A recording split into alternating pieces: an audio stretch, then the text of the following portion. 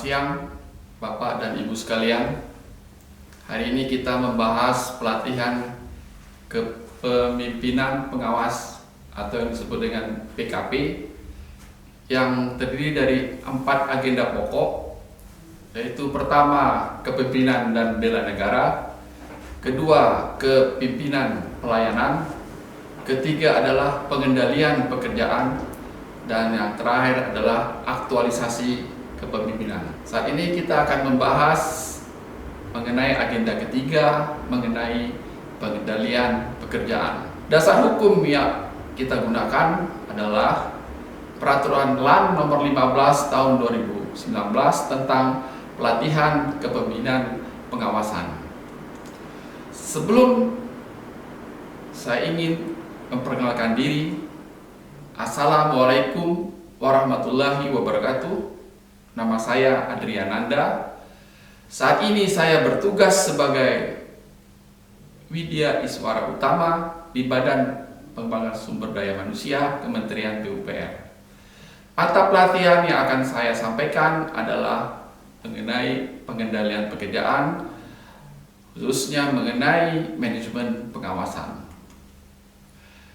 Deskripsi singkat.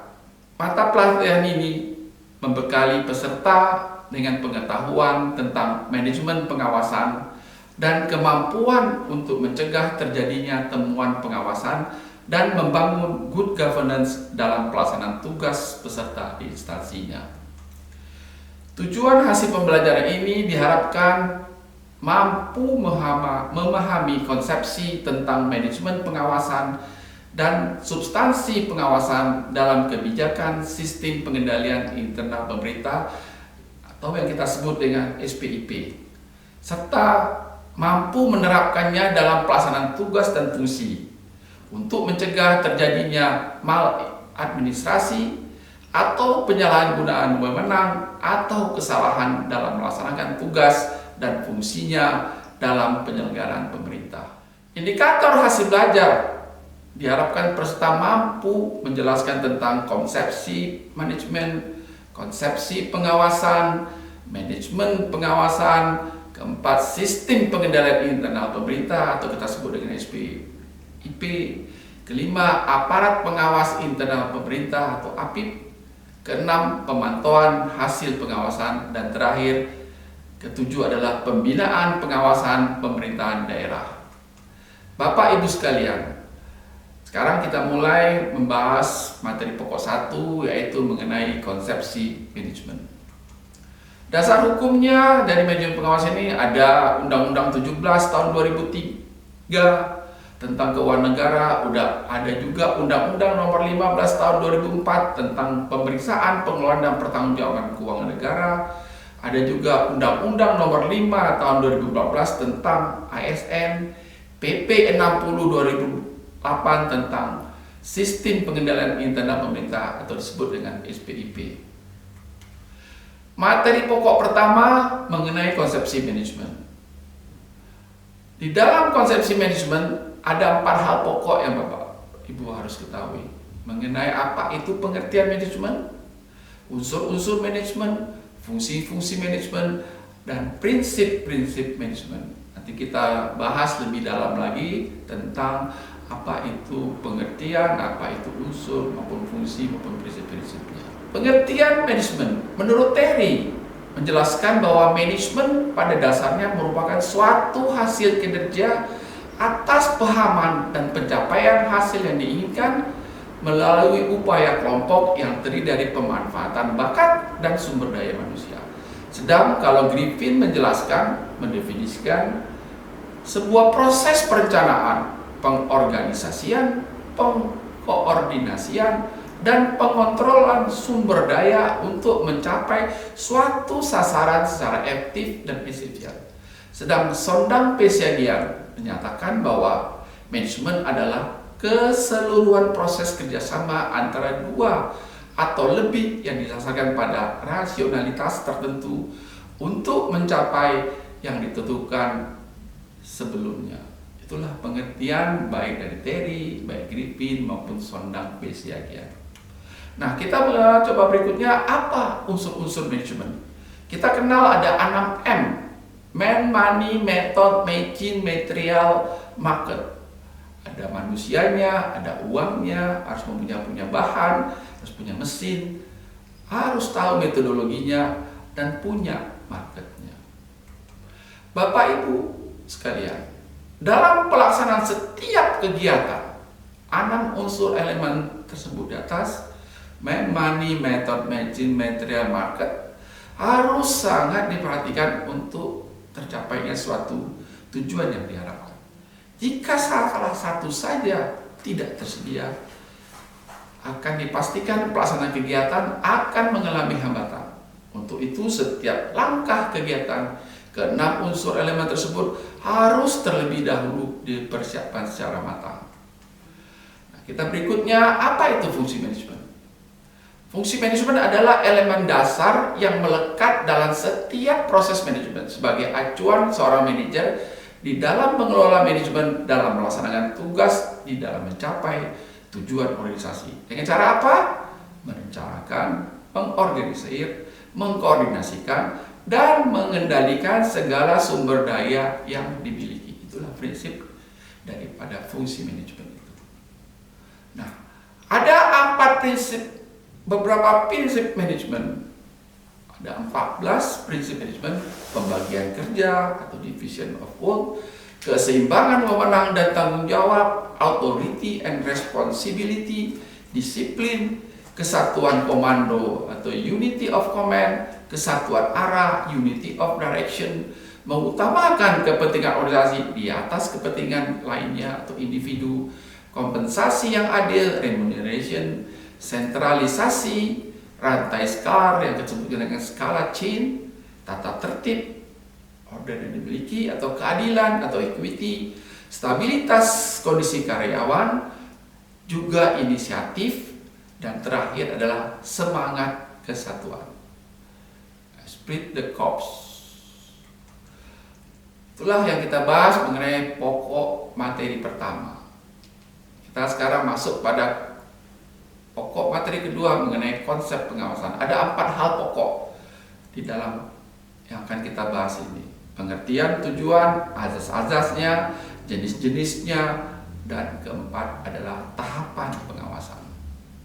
Nah, pengertian pengawasan adalah keseluruhan upaya pengamatan pelaksanaan kegiatan operasional guna menjamin bahwa kegiatan tersebut sesuai dengan rencana.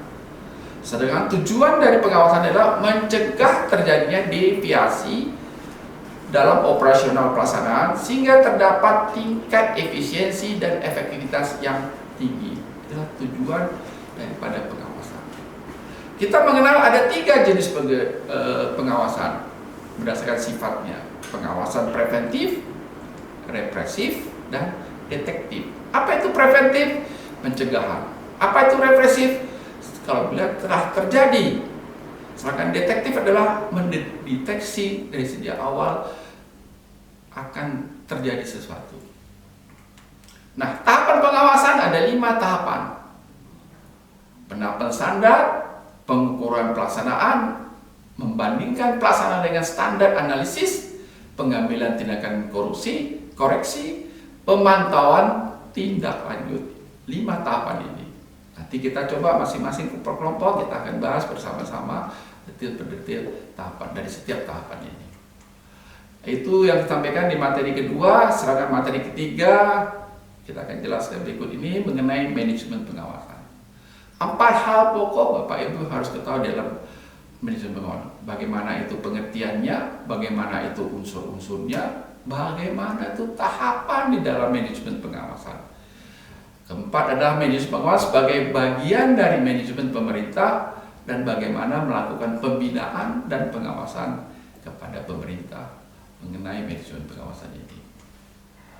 Pengertian manajemen pengawasan adalah kegiatan pengawasan melalui proses pengendalian pengawasan secara manajerial dengan menggunakan metode dan sistem. Pertama, pengorganisasiannya bagaimana perencanaan, kebijakan, prosedur, pembinaan personelnya. Ketiga, bagaimana mencatat dan melaporkan hasil pengawasan. Dan terakhir, jangan lupa melakukan evaluasi terhadap hasil pengawasan. Ini adalah pengertian dari manajemen pengawasan, mulai dari pengorganisasian, perencanaan, kebijakan, pencatatan, dan evaluasi. Unsur esensial manajemen yang perlu kita ketahui cara konsepnya adalah ada 4 hal. Sumber daya manusia nomor 1. Bagaimana sarana dan prasarananya. Ketiga, bagaimana anggaran, teknik, dan mekanismenya. Keempat, bagaimana lingkup dan tujuan dari pengawasan. Nah, itu mengenai materi yang ketiga. Sedang materi mengenai keempat adalah mengenai SWP, Sistem Pengendalian Internal Pemerintah. Secara umum kita tahu bagaimana kebijakannya, bagaimana tujuan dan unsur-unsur SPP-nya, bagaimana prinsip-prinsipnya dan tahapannya, dan terakhir mengenai peran dan fungsinya. Nah, di dalam materi SPP ini sudah kita bahas yang lalu, jadi dalam saat ini kita tidak membahas lagi mengenai SPP. Kita masuk ke materi berikutnya. Nanti kita akan diskusikan lebih detail lagi mengenai SPP ini. Kelima adalah aparat pengawasan internal pemerintah. Ada 3 mengenai yang kita bicara mengenai APIP. Kebijakan tentang APIP, bagaimana cakupan dari pengawasannya, bagaimana perkembangan paradigma, peran dan tugasnya. Karena sejak tahun 40, 70 sampai sekarang paradigmanya sudah berubah. Nah, pertama kita harus tahu dulu pengertian dari APIP itu apa. Adalah instansi pemerintah yang punya tugas pokok dan fungsi melakukan pengawasan yang terdiri bisa dari BPKP, bisa Itjen, bisa Inspektorat Utama, bisa Inspektorat dari provinsi, kabupaten maupun kota. Nah, kita coba bahas sekarang perubahan paradigma, peran dan tugas APIP. Kalau dulu pada saat tahun 40 perannya itu sebagai watchdog. Ya, memastikan ketaatan, kepatuhan. Kalau dia salah, kita panis. Kalau di tahun 90 berubah menjadi konsultan, memberi nasihat. Kalau sekarang 2000-an ini kita melakukan quality assurance atau agent of change. Jadi proses ini berubah, dulu sebagai watchdog, ada konsultan, sekarang katalis. Jadi kita sebagai quality assurance dan agen perubahan. Nah, ini kita berbicara jangka panjang saat ini. Kalau dulu watchdog itu jangka pendek, sedangkan konsultan ada jangka menengah. Itulah sedikit perubahan paradigma peran dan tugas APIP ini. Nah, berikutnya kita bahas bagaimana pemantauan hasil pengawasan. Di dalam pemantauan hasil pengawasan, hal perlu disiapkan apa? Bagaimana cara membuat laporannya, bagaimana proses tindak lanjut hasil pengawasannya, dan bagaimana mekanisme pemantauan hasil pengawasan. Ada 3 hal yang kita bicara. Laporannya, membuat proses tindak lanjutnya, dan bagaimana membuat mekanisme pengawasannya. Terakhir, di pokok materi 7 kita bicara pembinaan dan pengawasan pemerintah daerah. 3 hal pokok di dalam melakukan pembinaan dan pengawasan Pemda yang perlu kita ketahui. Bagaimana kebijakan pembinaan dan pengawasan Pemda? Kebijakan yang nomor 1. Bagaimana bentuk melakukan pembinaan dan pengawasan Pemda. Ketiga adalah mekanisme pembinaan dan pengawasan Pemda. Jadi ada 3 hal, bagaimana kebijakannya, bagaimana bentuk pembinaannya, dan bagaimana mekanisme pembinaan. Nanti kita buat kelompok masing-masing, kita bahas bersama-sama, coba kita diskusikan. Demikian Bapak Ibu sekalian, beberapa hal yang kita bahas tentang materi pokok pertama sampai pokok 7 dari manajemen pengawasan. Berikutnya kita akan bicara mengenai, kita diskusi mengenai studi kasus tentang manajemen pengawasan yang akan kita bahas dalam seksi berikutnya. Demikian saya sudahi. Terima kasih. Wassalamualaikum warahmatullahi wabarakatuh.